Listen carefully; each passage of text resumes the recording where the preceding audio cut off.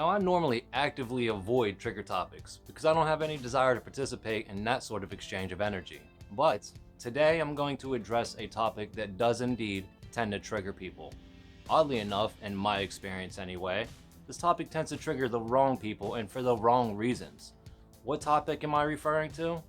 Well, mainly the topic of service dogs and some of the growing issues surrounding service dogs. But more broadly speaking, I'm also going to be addressing some issues that people with disabilities regularly have to deal with. Before we jump into this trigger topic that is bound to give me some lovely comments, hit that like button below, subscribe to my channel, and then leave me a comment below to let me know that you subscribed so that I might show my appreciation for your support. Now, I'm used to getting comments on my channel about the validity of me having a service dog, and that is actually understandable, and I take it with a grain of salt. Most people don't come out and say, hey, is that a real service dog? It has happened. The majority of the time, it is someone saying, hey, what task is your service dog trained to perform?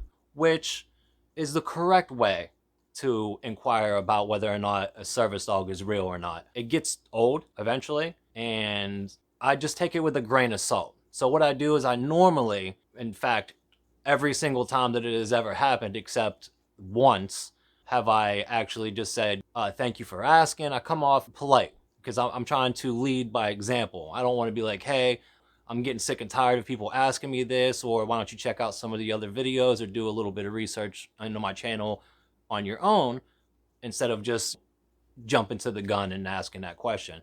But that's not the right way to be. People get testy, and some people are just, they got nothing better to do but to pry into your life and to see if you're making any mistakes. What I normally say is thank you for commenting on my video, and then I explain that Athena is trained to detect the onset of panic attacks due to my PTSD that I have been diagnosed with. And that's really the polite way to deal with the situation. And I always try to be polite to people, especially on my channel, because I want my channel to grow. And it's not going to do me any good whatsoever, not only on my channel, but me personally in my own life, to return a negative comment with my own negative comment. So I try to lean away from that. And in fact, not only do I try to spin it in a positive way, but I even ask that person, feel free to join our channel and join this community as we try to build our channel into a bigger community, and I try to convert that person into a subscriber. It's almost always a waste of time, but I have actually had people subscribe to the channel after that when they see the type of character that I have, instead of being snappy and impatient when I reply with a patient response explaining what Athena is trained to, what task she is trained to perform. That being said, I actually got a comment the other day at 3 in the morning, and I'm sleeping at this time, but I actually had just checked my phone to see, I had woke up in the middle of the night and I checked my phone to see what time it was, and there was a comment on my notifications from a person who was completely out of line. I'm going to post I'm not going to put this person on blast. I immediately deleted the comment because it actually, even half asleep, it actually irritated me so much that I was afraid that I was going to respond negatively. So I deleted it immediately, therefore taking away my ability to respond negatively when I woke up, because I wasn't going to reply back in the middle of the night. So I just deleted the comment so that when I woke up in the morning, I didn't respond back negatively. It caused me a little bit of distress, the way that this person came across. So here's the comment. This is what this person said, and I'm gonna not show the face of the name of this person because I don't believe in putting people on blast like that. I just want to make a point. So I'm using this negative comment to make a point. So here's the comment. It's just a very disrespectful comment.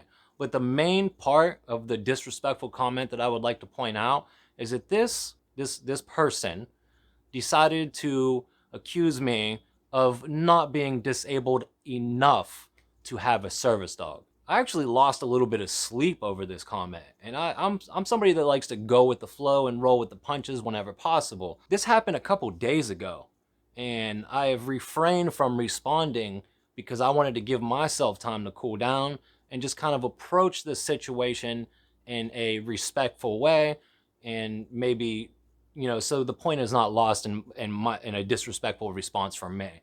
The point is that there are many reasons that somebody could have a service dog, and not all of those reasons are visible reasons. Mine is not visible. In my case, I've been diagnosed with PTSD. My service dog, Athena, has been vital in my life when a panic attack comes on, because she can sense that and she actually tries to distract me. And then if the panic attack actually comes, then she helps to calm me down and gives me something to focus on. The texture of her fur and the visuals of her trying to show me affection during this panic attack helps me to come back to myself and alleviate the symptoms of the panic attack. However, this means that most people in public that come in contact with me, they don't see my disability. My disability is not a visible disability unless you see me in a panic attack. So I do actually get a lot of flack sometimes from people, mostly on YouTube, surprisingly enough, and it's because if you see me in person, you see how well behaved my dog is, and it's not an issue. But I recently posted a video of me taking Athena on the bus with me, and she actually did really good in this video.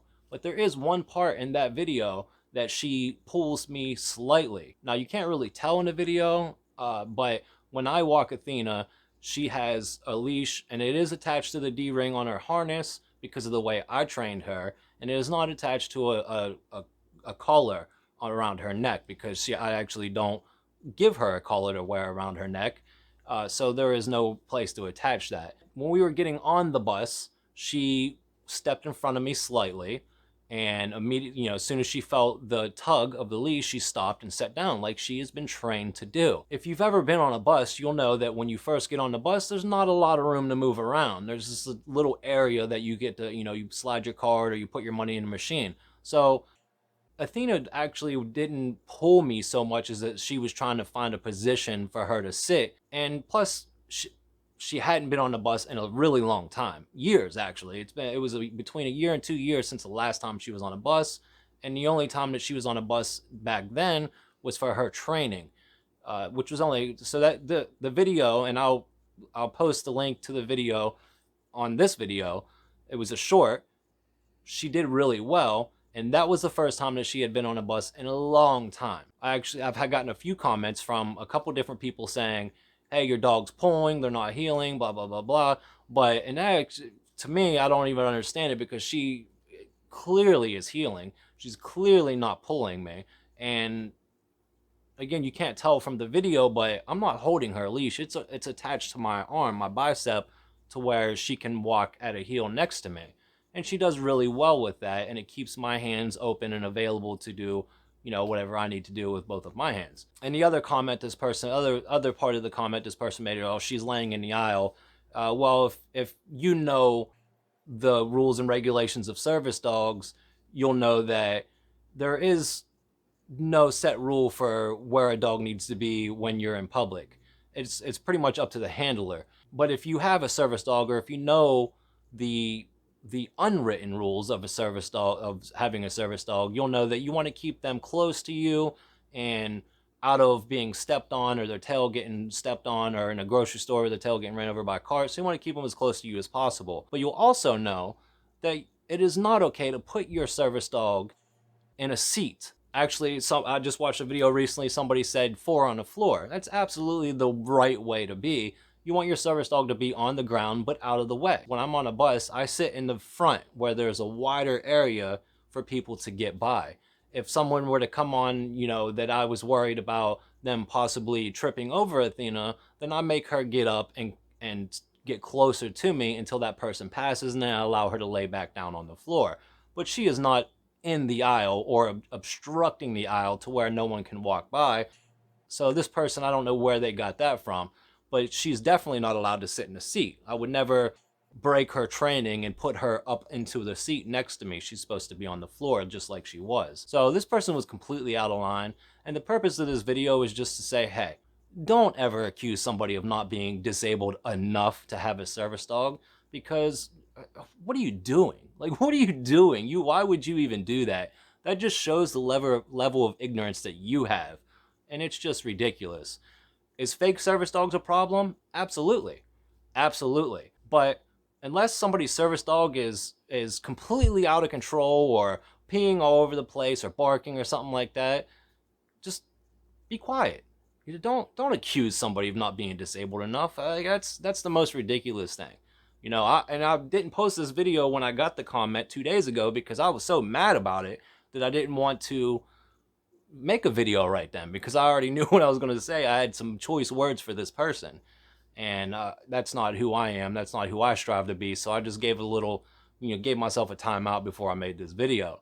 But there's no need for people that want to call out people with fake service dogs to do any guesswork. Go on the ADA website and check it out for yourself. This person accused me of having my service dog not in a heel. Well, that's not.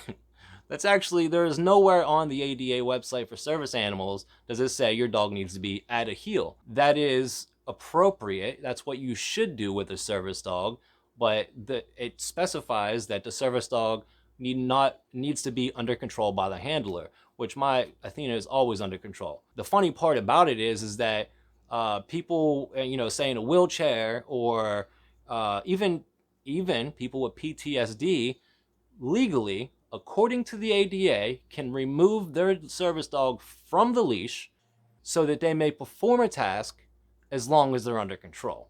That completely blows the at a heel thing out of the water. So not only was this person completely wrong, not only on a moral basis, but on a actual law basis according to the ADA and what the ADA specifies. This person was completely wrong.